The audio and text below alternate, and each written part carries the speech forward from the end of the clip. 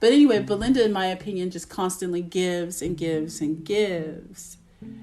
And it's like, but who's taking care of Belinda? There's another character who reaches out to her for help. And you could tell that folks genuinely need it. But I was kind of feeling like they were taking advantage in a way. Yeah, it could be that way. But then also with relationships, it's two-sided where, the person that's taking should restrain themselves from not taking too much, just like it's responsibility of the person who's giving not to overgive. Yeah. And so when you don't have somebody checking themselves on either side, it could be off balance in a situation where you're taking advantage of somebody or somebody feeling like they're being taken for granted. So, and I thought it was just very interesting too when it got to the point where she was like, you know what, you should have your own business, which was true. She should have her own business doing her thing, and wanting to back her. I just knew with the way that she was that probably was going to, not that it wasn't going to happen, but it'd probably be too connected. It'd be too much extra stuff mixed in there. Like with businesses or things like that, sometimes you're too close. That's why sometimes it's hard working with family or whatnot, or good friends, because it's sometimes people will respect lines better if you're not as close. Because even though people should respect lines because you are close, a lot of times people don't because of that very same reason. Yeah. And so I think that first of all, Tanya seemed unstable just in general. She seemed like the type that would probably even just go into a depression in the middle of everything, just, drop out or something like that. Or like she did with this situation where she found a man. And just that quick. So just as hard as she was on Belinda in the beginning, she was just as hard for this guy, and kind of blew Belinda off. And not in a mean way, but you could see she wasn't doing it out of spite. It was just her personality. Right. And so it's almost kind of like good to see this now versus like, down the line in the middle working something and you need to get something signed or you need money for this or that. And then you're sitting there, pulled out of your situation into a bigger mess that you have no control over. Yeah. But one thing that I'll give to Tanya is that she knew herself. And, she's involved with this gentleman. You could tell that Belinda's trying to be happy for her, even though multiple times she's gone to Tanya to say, hey, here's my business plan. Tanya kind of brushes her off, saying that she needs to go meet this guy. But getting back to Tanya and how she ends it, you could tell that she knows herself a little bit better. And she's like, listen, I get myself involved in these situations. I attach, I get all into it, and it's just not healthy for me and where I'm at right now. So about this business, I'm sorry, it can't happen. Right? But then she gives her like this big old super wad of cash. It was almost like she feels bad about it. Like she feels bad for not being able to pull through on what she promised. Right. And she says, and I'll call you. Like, here's all this money for Belinda to start up what she wants to start up. So did you think that she really going to call her the way she said it? You know what? I think she might have checked in on her. I think she might have. But, it's interesting because it was good that Tanya knew herself, like, where she's like, I can't go here with you. Even though she promised it in the beginning, she initiated it. It was good that she went to Belinda and said, listen, I can't do this. Mm-hmm. You could tell she felt guilty in some kind of way or bad. Here's some money. I'm not going to be your person, but here's some money for you to start your business. I thought that was kind of cool that she spoke to her about it, because she could have left the island and been like, I'm gone. My vacation's over. See you. And Belinda was really hurt by it. Now, okay. And what did she do with the money? Slid into the drawer, and then she threw away her business plan that she wrote up. Now, okay, if it was me, I think I would have just taken that money and been like, thank you very much, and gone with and pursuing my dreams, because she had a lot of amazing ideas. But Belinda throws away her business plan. She shoves the wad of cash in the drawer, and she's done. Yeah. And even one of the characters, she's going through some issues with her husband, in deciding whether or not she wants to stay with him or leave him. Oh, and Rachel. Rachel, yeah. Rachel reaches out, Rachel goes to get a facial. Belinda sees Rachel crying and is upset. And it's funny because Belinda can't help herself but give the lady her business card. And it's like, if you need anything, reach out to me, right? Mm-hmm. So it's kind of like knowing when to stop giving, or knowing where the line is, or maybe saying, here's a glass of water. Right. Here's some tissue, and leaving it at that instead of really getting that deeply involved in it. But it's so funny because Rachel reaches out to Belinda, and she tells her situation, and she's like, basically, what should I do? And Belinda's like, oh, you want my advice? Well, I'm all out. So obviously you can tell Belinda's burnt out from being the nurturer, the giver. But it's funny, she's in an industry that's what you do. She's a massage therapist. You take care of people. But she seems to get into it a deeper way and doesn't have those boundaries. So what did you think as far as like her reaction from when Tanya gave her the money? Mm-hmm. What did you think of that reaction that she gave? I was confused by it a little bit. I mean, okay, I'll say this. I can understand she had these dreams, right? Tanya promised her all of these things. This is what you should do. You're great. You're this. She kind of built her up, right? Right. And then, so I can understand her being a little bit disappointed that she wasn't maybe going to have her as a partner. But she gave her all of this money, Right. And I felt like Belinda could have taken that money and just opened her business herself. She could have started off small. She had her business plans. She knew what she wanted to do, but yet she denies the money, throws away her business plan. I mean, I kind of feel like it might have been a little bit unrealistic, Or or maybe she should have just put the money in her purse, thought about it, felt her feelings, and then gone and opened her own business, I don't think she left that wad of money there. I don't think she's that crazy, but I hear you though. Yeah. And when I seen that, I was tripping off that too. But thinking about it now, with her working in that industry, and seeing all those folks that's coming through, and we're assuming that they're privileged because they're there, and it's a really expensive. Right, and I think she was the reason why I think she was offended, because at first I was thinking like, just take the money, 'cause sometimes you can't have all the woman reached out the best way she could to you, and this is what it is. Yeah. And so I thought like, just take it, because I was surprised by her reaction. But thinking about it, she's in a place where she's seeing where everybody fixes everything with money, not with doing the right thing necessarily or whatever. Because just like the guy who was upset about his room, it was about trying to retaliate against the manager to mess up his money by getting him fired. So everybody's just kind of pushing money around to make stuff happen, and well, even with, like I said, the son, the mom, everybody using money to fix stuff. Nobody just doing it the right way. Everything is just like, has a price to it. Yeah. And I think with her being around that and probably seeing everybody using money to fix things, probably just, soured her. Like she's probably just tired of just being one more thing that was being taken care of by money.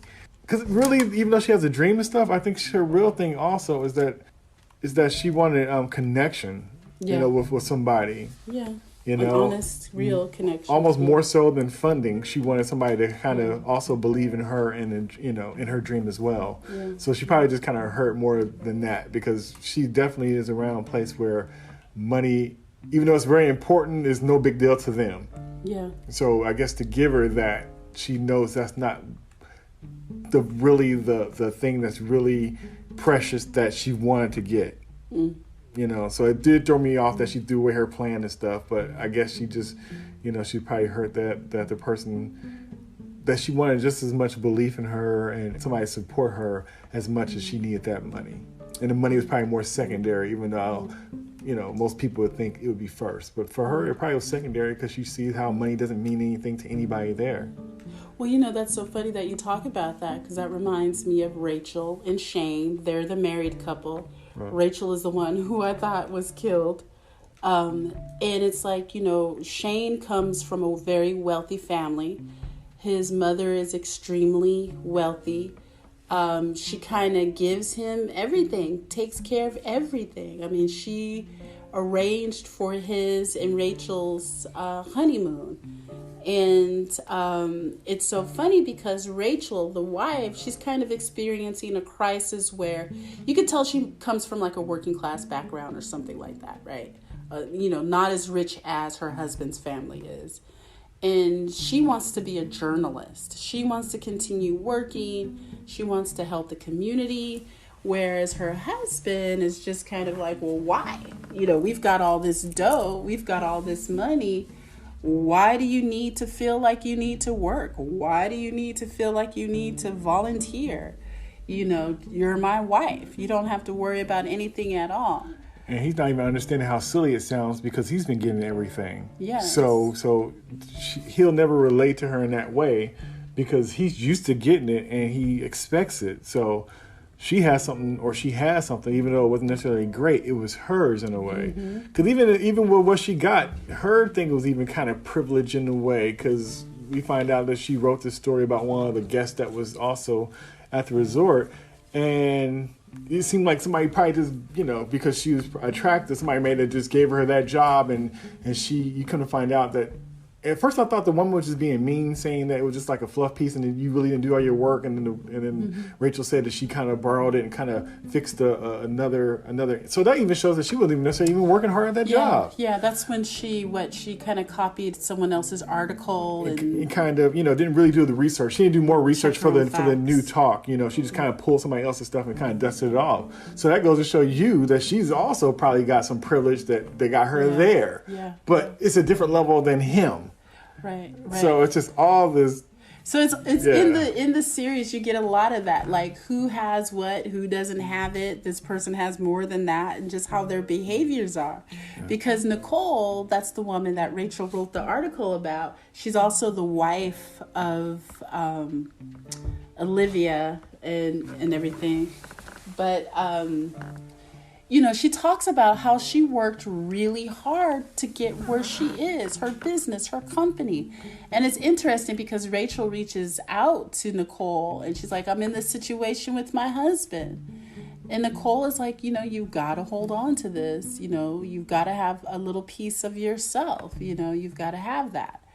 You know, so they kind of bonded a little bit on that, right? You know, just so we could talk about gender, you know, in that way, and what's expected of folks, you know, what are they expected to give up and hold on to and stuff like that. But, you know, but it all seems like with this series, a lot deals with privilege, like I said, who has what, who doesn't, who takes care of the people that give, you know, because even with Nicole, she talks about like, I am the one that holds our family together or her family together.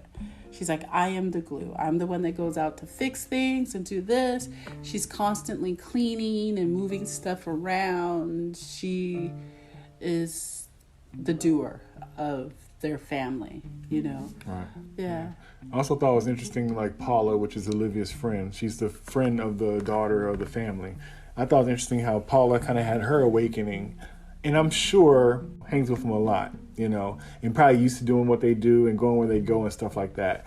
And even though, like I said, I don't know if she has her own privilege or not, or it's just borrowed privilege from the family, but even that kind of bumped up against her when she met this guy, and he was telling his story about things being taken away from his people from the island and being bought up, and he had to work for the people who stole from them and stuff like that. And it just really shook her, and to the point to where, you know, she's come up with this plot to do something to kind of, you know, quote unquote, make it right or make it fair. But it was interesting to see her snap out of her privilege to want to do something better. But even though the action that she took wasn't necessarily the best action, but it was just interesting because it almost, in a way, the people who were not privileged, they definitely had a different journey of the other people, and they did recognize and make points to the fact of how, you know, these guests at this place were just kind of, you know, just kind of floating around, kind of doing their things. And the thing about it was so crazy is that they are in paradise and they got all this crazy mess going on behind the scenes. Like they don't even appreciate what's going on. You didn't really see anybody just being happy. Like, they pay all that money, they're at their resort, and they're particular about everything. How can you be that particular and still not grateful and not happy? It's just crazy. Yeah. And so to see that, it was just not necessarily funny, sad, but it was just very interesting. Because Paula, she had her awakening, that kind of shook her out of, seeing things for what it is, almost to the point to where it might have cost her a friendship, and it definitely changed her friendship with her friend Olivia, just because of the kind of conversation they had. Like, they might still be good or whatnot, but it's just funny that bubbled to the top, just like Rachel's, how she felt about things and privilege and attitudes and stuff with her husband Shane kind of bubbled to the top. And then you had the situation with the youngest son, Quinn, that we talked about before, which interesting with him, his journey was basically with himself. It's a journey of self. Because he had a relationship with these island guys who would go so rowing in the morning, and he joined in, and that just became kind of like his surrogate family. And it gave him purpose. It gave him a connection. Gave him connection, gave him a sense of self, gave him something that was his own, that he came to on his own versus just being given to him. So it was interesting to see who found their way and how. And the people who didn't really find their way, they just found a different way, but it was the same wrong way. Like Tanya, even though she understood what was going on and she kind of grew in a way, because her mission to kind of spread the ashes, she got to that and was able to do that. And she was able to, vocalize her problem as far as being kind of dependent and all that kind of stuff. She still ended up chasing a guy that was, gonna die, and she was still gonna take it. She was still moving the way she was still moving before, even with that acknowledgement. The parents went through their stuff, and even with that, they still kind of moved on with that. Even though they was aware now, they still moved on with it. Rachel and Shane, even though they're aware of the situation, how she felt and how he was and how they really wasn't right for each other, decided to kind of move on with it as well. So it's funny, all this enlightenment, and still, it's kind of like you start from 1, got to 200, but with all that, at the end of the journey, you're back at 1. So it was interesting to see that with all that lesson, all that time, all that journey, all that experience to make you better and be a better person, they were still back at 1. And I think that's more common than not with just people in general. But it was just interesting to see on the show.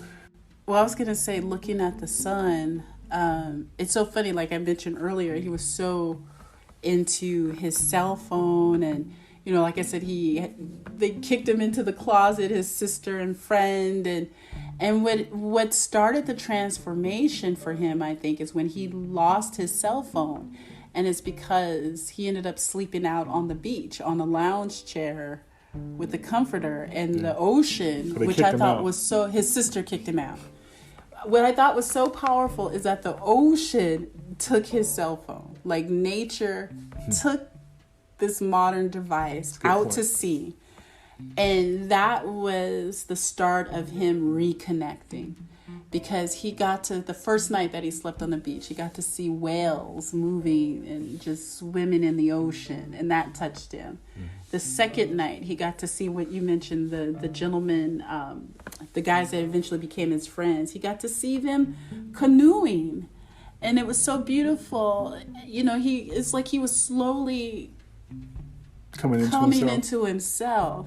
And what I loved is how these men accepted him into the fold, because they easily could have been like, nah, brother, this is, you're not a part of this. You know how brown folks do. But they were like, come on, come with us. Our 6th person is not around. You join us. And he was able to connect with other human beings. There wasn't the cell phone. And I just thought it was beautiful that it was the ocean that initiated this. And he got to the point where he's like, this is how I want to live my life. This is where I want to be. I want to be connected. I found some folks that get me. But it was kind of sad too, because he was 16, a minor, and his parents kind of, like you said, kind of just like blew him off. They're like, look, you're 16, you're coming home with us. It's time to leave paradise. You're coming home with us. But what I thought was amazing, you talking about starting at 1 and going to 200 and going back to 1, is he started off at 1, went to 200, and took it upon himself to go up to 1,000. He, at the last minute when everybody was boarding the plane, you know, his parents got on, his sister and friend got on. Dad kind of looked at him like, "You coming?" Because he was at the back. He's like, "Yeah." He took off. I seen it in his eyes. I knew he was going. He took off. He's like, "I am living my life the way that I want to live it, and it's to be connected," you know. And I thought that was so beautiful that he did that, you know. Yeah. But it makes me question, like, for those folks that realize, you know, they made it from their 1 and got to their 200, what makes them go back to the 1? Is it fear? Is it comfort? Because that's what they know. Do they not know the next steps to take? You know, what is it? Because even with Paula coming to the realization, like all, or not all of, but just what Native Hawaiians have gone through, basically with the colonization of the island of Hawaii and everything. And she's trying to help out, you know, one of the guys that kind of opens her up. Even with her experiencing everything she experienced, you can see at the end she goes back to that routine with Olivia. They become the twins again, where they're just sitting together, reading the books, you know. Back to the basics. Back to the basics. So, like, what let's say with Paula, like, what happened with her? I mean, she could have been like, you know what, this family, you know, we're good friends, we're this and that. But now that I've had this awakening, I don't want to go back to this, you know. So, you know, I don't know. Yeah, she could be changed once she get back. Because a lot of that kind of stuff, they probably just, a lot of those relationships, I was kind of figuring they were just trying to work it out until at least they got back home. Right. Because they want no situation where everybody got left behind on the island. Right. What? Right. So I paid for your flight and right. move, so you just didn't know. See how you gonna get back now. But the issue Paula had, that sure made me think about our trip to Hawaii. Yeah. When that whole situation came down to that school that was for the indigenous people, and then folks were mad because they wanted to be in that school too. Yeah. I'm like, you took everything else, and all they have is this school, and you want that too. Yeah. I remember seeing that on the news, and it just like it put a sour taste in my mouth when I saw that. I'm thinking like, man. I remember that. Yeah. They just like, you know, here's a Hawaiian school to teach the culture of the Native Hawaiian people. You know, but there's folks that are like, I want to be in there. I want to do this. I want to do that. Well, demanding, going to court so they could be a part of it too. And it's like, why do you have to have everything? Yeah, so. You know, why can't the people have what's theirs and belongs to them? Why you got to take everything? Yeah, but yeah, it was very interesting.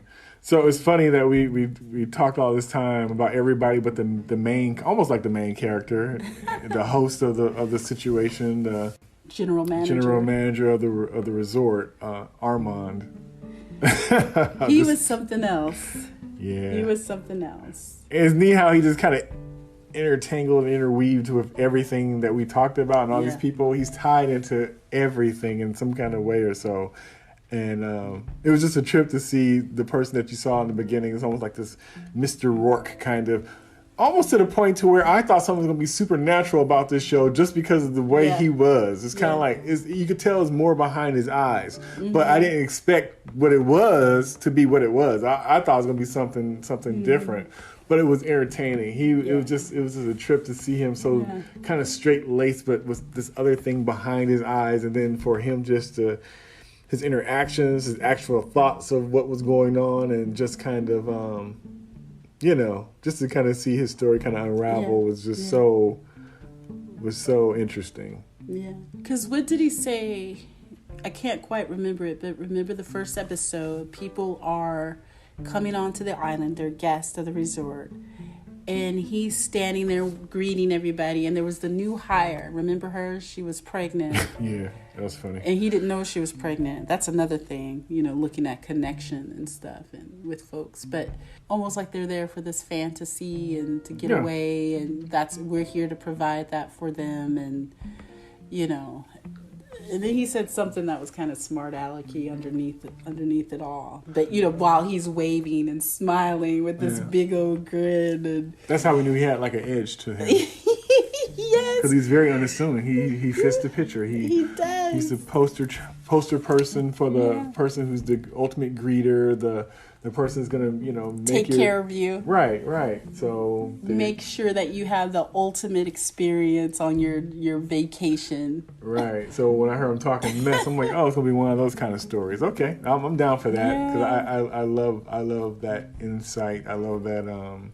I knew it was gonna be interesting just because we're getting to hear the thoughts behind the person who is kind of holding it together. Yeah, he ties it all together. The whole resort, like he's the boss. Right. People report to him. Belinda reports to him. Yeah, so he seems to get himself into situations, and he's constantly trying to, keep all the plates spinning. And I don't know if you agree with me or not, but I say, as much as we talked about everybody going on, I say we keep it vague on Armand and just let that be the journey for when people watch this. I agree. Armand is quite the experience. Yeah. Yes, he is. He is. So, like those of you who have watched it, you know what we're talking about. Yeah. Yeah. So, I I really highly recommend that everybody, that you all get the Armand experience, because he really makes the television show. Yeah, for sure. So that was our discussion about the HBO show White Lotus. That's now streaming on HBO and HBO Max. We both enjoyed it. We both dug it. If you've seen it before, let us know what you thought about it. If you haven't seen it before and you're going to see it because of our recommendation, let us know what you thought of what we said about it, as well as what you thought of the show. So I've been Jason, and my guest tonight has been Leda. Hey. Thanks for joining us. Until next time, peace. Bye, everybody.